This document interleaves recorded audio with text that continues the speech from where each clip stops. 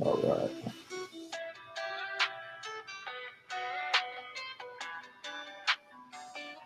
Okay.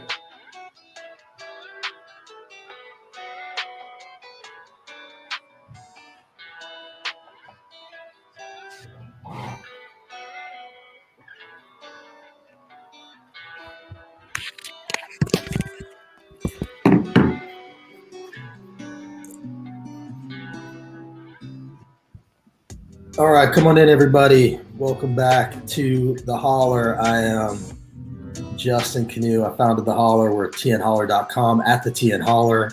On Twitter and Facebook is where you can find us. We're also all across the state at all of these other hollers, including Memphis, where our guest today is from, Chattanooga, Knoxville, Tri-Cities, Coffee County, all that. And that's all thanks to your support. So appreciate you supporting and chipping in. We're an independent site, and that really does help. Also, I want to say thank you to our sponsor, Lisa Parker, who's a realtor. And if you're in Middle Tennessee, you can support us by supporting her. If you guys are buying and selling or know anyone who is, that's really, really helpful. JB Smiley is our guest today. JB, how are you, sir? I'm doing well. Trying to come down off of all the excitement of the announcement, but just ready to get to work. Yeah, so for people who don't know, JB is running for governor here in Tennessee. He's also a councilman in Memphis, and he has joined the fray to replace Governor Lee, which I think most people who follow the holler would like to see happen. There's a few other people in the race. JB, I guess I would love to start by asking you what made you decide to do this?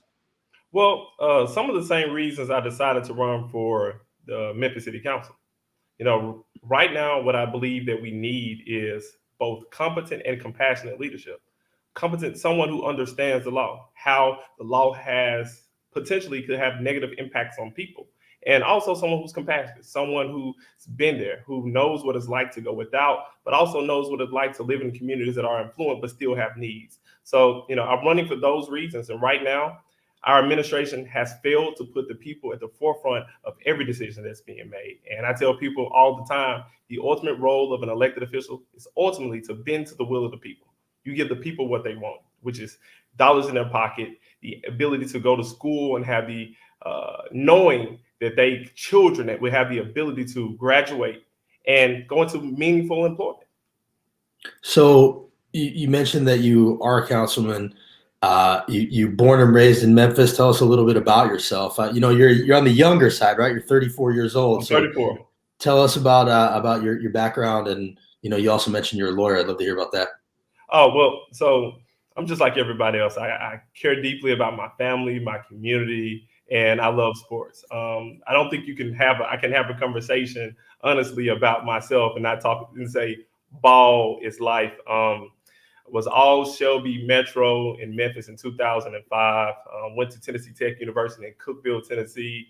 Played basketball for 3 years there and transferred to University of Pikeville. From Pikeville, okay, these basketball highlights, I'm loving it. From Pikeville, went from Oaxaca, Mexico to the ABA, and also played professional show basketball with the Harlem Ambassadors. Moved back home, ultimately decided to go to law school and learned a lot about politics when I got home, and just trying to find where our generation fits into the concept of leadership and what leadership looks like. When we ran, no one in the business community wanted to support a young guy who wasn't a part of a political machine trying to get involved. But it's my belief that, ultimately, if we put people first, we move the needle, we talk about the issues that matter to folks, we can get people out to the polls. So, I'm just excited about this moment, excited what it means for Tennessee to have. Sorry. I thought you were done. You mentioned the issues. I do want to get into that a little bit. But I will say it's a big jump to go from councilman to governor, right? Like that's a big leap. Like there's stops along the way, mayor's races, that kind of thing. What made you go from this to being like, I'm going to run for governor? Well, I'm glad you asked that question. Well, I would say this. It's not necessarily a big leap. We are not questioning, but we are. When we have folks who have no government experience at all telling us they're coming to fix a government they've never really been a part of. We don't have those conversations. We have those conversations with candidates like myself. What I'm telling you is why I make the decision. Competent. I understand the law. I have the ability to sit down and write the laws and make sure the laws are putting people first, and compassionate. I've been there. I've lived in communities where my neighbors went without. I also lived in communities where my neighbors had everything. We need someone who is dynamic and can bring people together. Right now, we spend so much time talking about the national issues, but not enough time talking about how we can bring folks together. We don't talk about the common issues we all have in common. So you're in Memphis. I think most people would say that Memphis tends to get overlooked or, pushed around, especially at the state level. What's your feeling on the ground in Memphis? Have you been involved in the activist world there? And what do you think people in Memphis are looking for from a candidate from Memphis, but also from a governor in general? Well, so, since our announcement, I go out, people are excited. They're excited for what it means to potentially have a Democratic candidate that actually cares about Shelby County, that actually cares about West Tennessee. It's not just Memphis, it feels like is overlooked. The entire western part of this state feels like that the current administration has forgotten about us. And what they're looking for is someone who cares, someone is not afraid to walk the streets of our community. You cannot represent me if you're scared to walk the streets of my community without a large detail, without security, without a bodyguard. What people will tell you about me, I'm with the people, I'm for the people, and every day I fight for the people. And that's the gist of what I'm campaigning for. I'm campaigning for the people. I'm campaigning for folks just like you and I who understand that the folks who sit in these offices have to answer to us. We have to understand it. The people who are sitting in these elected positions, they work for us. So, we just had a KKK Grand Wizard bus get removed from the Capitol. There's a lot of racial tension in this state. We just saw the protesters criminalized for calling for racial justice for 63 days. What's your general sense of how things are as a Black man running for governor in Tennessee, racially here in the state? And, also as a part of that question, have you started to talk to people in rural Tennessee, and how do you anticipate those conversations going? Well, generally in terms of race relations, I think you cannot lead if you're unwilling to have difficult conversations. And a difficult conversation to have in the state of Tennessee is about race. It's about racial inequity. It's about education inequity. And what I've been doing since I announced my candidacy, and the second interview I did, I talked about, whether Tennessee was ready for a candidate like me. I'm 34, I'm Black, I'm single, and I'm from West Tennessee. So put that out at the very beginning. So if you want to have a conversation with me as it relates to race, we can talk about it. But right now, what I'm more focused on is about how we move Tennessee forward and how we bring people together. And those are the issues that, I like to talk about. And there was another part of that question that you mentioned that I'm pretty sure. Well, just about talking to people in rural Tennessee, that's obviously going to be a part of your travels here as you make your way around the state. That's, in my mind, there's kind of two Tennessees, right? There's the cities, there's Nashville, Memphis, Knoxville, Chattanooga, maybe a little bit Clarksville, somewhere in, Rutherford County. But then there's most of the counties and most of the districts in the state are very rural, very white, and I'm just wondering, if that's a part of your strategy and what you think about those conversations and what your way into those will be. Well, absolutely. It has to be a part of the Democratic nominee strategy. It has to be a part of any Democratic candidate strategy. But before I even decided to put my head in the ring, so to speak, I called almost every Democratic Party chair because I wanted them to hear from me and talk about, why I was thinking about running. And I wanted to hear from them what was important to them. I don't think you can say that you're here to represent the people, that you want to do things for a community that you've never been to. You have to talk to those leaders to determine what issues are important. And we've done it, and we will continue to do that. And, it's my intent. I'm taking a trip to Chattanooga. As soon as I touch back in Memphis, my team will have a plan for us to hit all 95 counties. I don't think we spend all our time in urban areas. we have to touch some of the rural communities as well. And one thing that I would note when I was having the calls with the county party chairs, they were excited. They were excited that a candidate that was considering a run for statewide office even reached out to them. Many of them noted that usually statewide candidates do not call them, do not visit their counties because they assume that there's no Democratic presence. And this is my belief. I believe we go into all the communities, have conversations with real people, people will go out and vote. We saw it in Harold Ford Jr.'s race. He was within 50,000 votes of becoming United States Senator because he went into the Little Rebel. There was a restaurant he visited called the Little Rebel, and he had conversations with people that traditional Democrats would say would not vote for him. You have to have real conversations that talk about real issues to move that needle. So speaking of talking about real issues, just yesterday in Shelby County, some parents protested at the school board meeting calling for virtual learning and basically just generally angry that Governor Lee has let things get as bad as they are in Tennessee. We have the worst outbreak in the entire country. We've had the worst outbreak across the pandemic in the entire country. I think it's pretty safe to say that Governor Lee has completely failed us. What's your general attitude about these fights that we're seeing at the local level about masking, about vaccinations, and about Governor Lee's performance in general? Well, this administration has had a complete disregard for the welfare of the people in this state. So let's get that out there. But as it relates to how we go forward, what the administration should be doing, the administration should take a very firm stance and encourage people to wear masks, encourage people to get vaccinated, but also stop putting its feet and constraints on local governments from doing their job. You go to the local governments, you say, what do you need to support your community, to make sure that your community is safe? And we will provide the funding. We have to stop usurping or overstepping the local governments. We have to support the local governments. And right now, our administration does not care about local governments because our administration believes it knows best, which is essentially taking a hands-off approach as it relates to COVID-19. I'm assuming that means you wouldn't have a opt-out order and basically a mask mandate ban if you were governor. I almost said things that I shouldn't say, but of course not. Okay. You can't do that. Okay. And then I would also be interested to know, Governor Lee's other priority has been vouchers.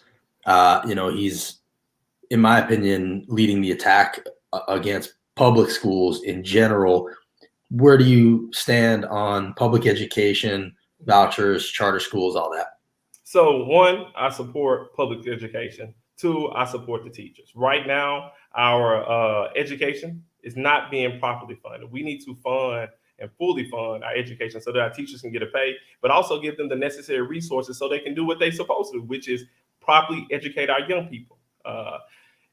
It's absurd how we're going about, handling the education system, talking about, we're going to put vouchers here, do vouchers there, when everyone in our state is saying we need to support public education. So I'm a strong proponent of public education. Okay. And then one other thing I wanted to make sure I touched on with you, you're a city councilman. I know there was an incident a few years back where, between you and a police officer when you got pulled over. What's your feeling about police reform in the state? How should the governor be interacting with that issue? And then also I'd like to know about the permitless carry law that just got passed against the wishes of law enforcement. Where are you on those things? So my term on the city council, we've done a lot of progressive things. If you paid attention to how the commercial appeal described my time on council, it's someone who pushes for equity and also someone who pushes for transparency. What we've been able to do on the Memphis City Council, one of the initiatives that I sponsored is something called the Mpd Transparency Portal. If there's ever excessive force complaints for law enforcement officers, misuse of body-worn cameras for law enforcement officers, you can go online to track those in the city of Memphis because of the efforts that we've had early on. We were talking about it because it's important. There was an article in the Commercial Appeal that mentioned how much money people will have to pay to get access to those records. And it's my belief that information should be public. So, and we also did something different. We requiring all our police officers to live within their communities. You can't live an hour outside in the Arkansas or in Mississippi to work in our communities, because we believe that community policing is essential to making sure that our communities are safe, but not necessarily just making our communities are safe, but making sure that people are comfortable with the law enforcement officers in their community, and making sure the law enforcement officers are comfortable with the communities that they live in. Okay, well, that makes sense. You seem like you are heading in the right direction. Obviously this is a steep climb for any Democrat in the state. Is politics something that's always been a part of you? Like, do you see this being something that you continue to do no matter how this turns out? Well, politics has not always been a part of my life.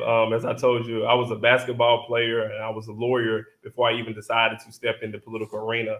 But, the reason, the catapult that actually got me in the political arena is believing that our community was being done a disservice by the individual seeking to run office. The only reason that the individual seeking to run office, because he thought he could win. And in my opinion, just because you think you can win and you're not talking about how you're going to help a community that's been disenfranchised for a long time, how you're going to move the needle forward as it relates to progress, those are the reasons people should run for office, not just because you think you can win. You need to have a core belief, a core want to do better for your community. I think those are the reasons you should seek office, not just because you think you can win. So for me, I'm gonna be in this political arena as long as I feel like there's a need for me to be in this arena. And what would you say, there's, I think, 4 Democrats now. Like, why JB Smiley? Well, have experience on city council, so I understand the inner workings of a community government. I'm also a lawyer. That means I have an understanding of the law. But more importantly than that, I'm just like everybody else. I'm a guy that wants the best for his family. I'm a guy that wants the best for his community. I'm a guy that's, that some of the more progressive folks would say he's on the ground with us. And I'm a guy that can unify. Every piece of legislation that I've sponsored myself has gotten both Democrat and Republican support, because what we want our government to do is to get things done. I was told that the wheels of government move slow. That may be true for some of the people who've been in this seat a lot longer than I. But when we got elected, we hit the ground running and we got things done for our district. Just recently, we pushed our mayor to invest $4 million into the poorest zip code in this state at the Gaston Community Center. We've accomplished the Memphis Police Department's Transparency Portal. We've changed our ordinances related to eviction set-outs. They have a negative impact as it relates to blight in the larger minority communities. We've been working hard since day one, and we will continue to work hard for the people of Tennessee. What was the relationship like with the mayor? I don't know a ton about the mayor. How has he been? Well, so our mayor, he's a Democrat, but he's a pro-business Democrat, and which means usually for him, he may disagree. Usually for him, he looks at how businesses as opposed to people should be moving. And it is my belief you should look at how the people should be moving and then the businesses. Because if you get the people in a position where they're doing well, the business automatically thrives. You need both. Okay. So does he need to be replaced? Does he need to be replaced? Well, he's term limited. He's term limited. All right. I got you. All right. So it's votejbsmiley.com is where people can help you. I wish you luck in the race. I fancy myself a mediocre basketball player also, and I can tell that you've got game when it comes to that. I'm 30 pounds overweight now, so not okay. Well, you were moving pretty good when those highlights were. I can tell you that much. I wish you luck. Obviously there's 4 Democrats in the race, but definitely Governor Lee needs to be replaced. So hopefully somebody will go get that done, and we'll be looking forward to watching this. And maybe down the line we'll host kind of like a holler forum with all of you at the same time. And I hope you join us for that. I'm game. And before we go, I have to say it this way. Come and go with me to a better Tennessee. Is that the line? It's the line. It's the line you get all the time. That's the line. All right, JB. Thank you. Appreciate you coming on here, and good luck to you. All right. Thank you. All right. So now I'm going to do what I do at the end of these every time, which is go back and look at what our friend Carlos had to say. I want to let him know that we appreciate him checking us out, even though we disagree about pretty much everything. Carlos says, progressives are trying to defund police unions. Don't stop there. Defund all unions. Can't go with you there. Unions in general have given us things like weekends, 40-hour work weeks, overtime, child labor laws. Inequality and union membership go hand in hand. Middle class and union membership go hand in hand. So, Carlos, you're just dead wrong about unions. Police unions, on the other hand, tend to fight to give police impunity when it comes to killing unarmed Black people. So I think it's a little bit different, and we shouldn't throw the babies out with the bathwater. I agree. Unions are key. Hot space MILFs, hot space MILFs. That's quite a handle. Carlos also says, leave city. Tennessee should leave cities alone, and Biden should leave Tennessee alone. In some ways, yes. In some ways, no. I think this push for a vaccine mandate is a good one. I think it's important to point out that he gives these bigger companies an opt-out to test weekly if their employees don't want to get the vaccine. And we do need leadership on some level. So, whereas state Republicans are always talking about local control, they're the ones that seem to be violating their credo. I do think we do need a baseline of control from the federal government, especially when we have a deadly pandemic. So, and without the federal government, Tennessee would lose 36% of its budget because we are one of the most federally dependent states in the union. So while we talk about federal government needs to keep its hands off of Tennessee, we also, out of the other side of our mouth, take over a third of our budget from the federal government. So, we're trying to have our cake and eat it too. And we need to make sure that we understand all of the aspects of this conversation. And there's a lot of hypocrisy going on when it comes to that. I'm trying to see what else. You asked about Katrina Robinson. There's been no sign that JB Smiley is going to have her be a part of his administration. I'm also, eager to see what comes out of her trial, which I think started today or yesterday. It's possible that she did something wrong. It's possible she did not. I think we should let the process play out. And, I've heard people say things both ways. And then you asked about the 8-masked progressive Karen who accosted their elder. That sounds awful. I don't know anything about that.